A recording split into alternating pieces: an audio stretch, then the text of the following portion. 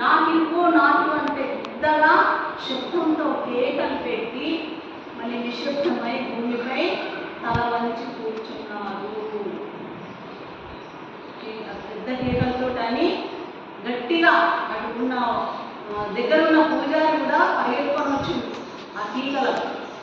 అయితే వారి బాబాగారి అరుపులు విన్న శైలాని బాబాగారి పేరుతో ఎవరో అరుస్తున్నారని అక్కడ పూజారి ఉంటారు కదా, ఆ పూజారి కోపంగా వచ్చి ఇలాంటి కోపం వచ్చేసింది ఆయనకి. ఇంత గట్టిగా ఎవరు మందిర్లు ఎవరైతే ఇంత గట్టిగా అడుగురు నాకు నాకు ఇంత గట్టిగా ఎవరు వచ్చారని కోపంతో వచ్చేసి నాకివ్వు నాకివ్వు అంటే అంత దూరంగా తినమంటారు ఆయన. చూడండి పూజారి అంటే మొక్కుతే నీకు ఏమన్నా దొరకడానికి ఇక్కడ ఏమన్నా ప్రసాదం అనుకున్నావా, నాకివ్వు నాకివ్వు అంటున్నావు అని బాబాగారి మీదికి నీ వలే వరం కోరుకునే వాళ్ళు చాలా మంది చూశాను, చాలా భక్తులను చూశాను నేను. నీ వల్ల ఇలాగే వరం కోరుకుంటారు ఏమన్నా ప్రసాదం ఇవ్వడానికి అని కోపం వచ్చింది బాబా. ఆ మాటలు విన్న పూజారి మాటలు విన్న బాబాకి భయంకరమైన సంతాపమైంది.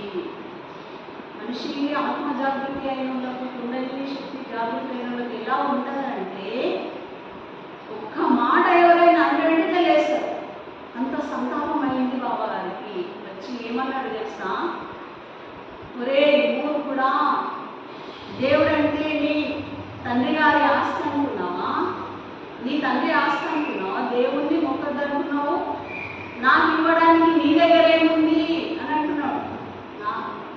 ఒరే నాకు ఇవ్వడానికి నీ దగ్గర ఏముంది, నేను నిన్ను అడగడం లేదు భగవంతుని అడుగుకుంటున్నాను అని.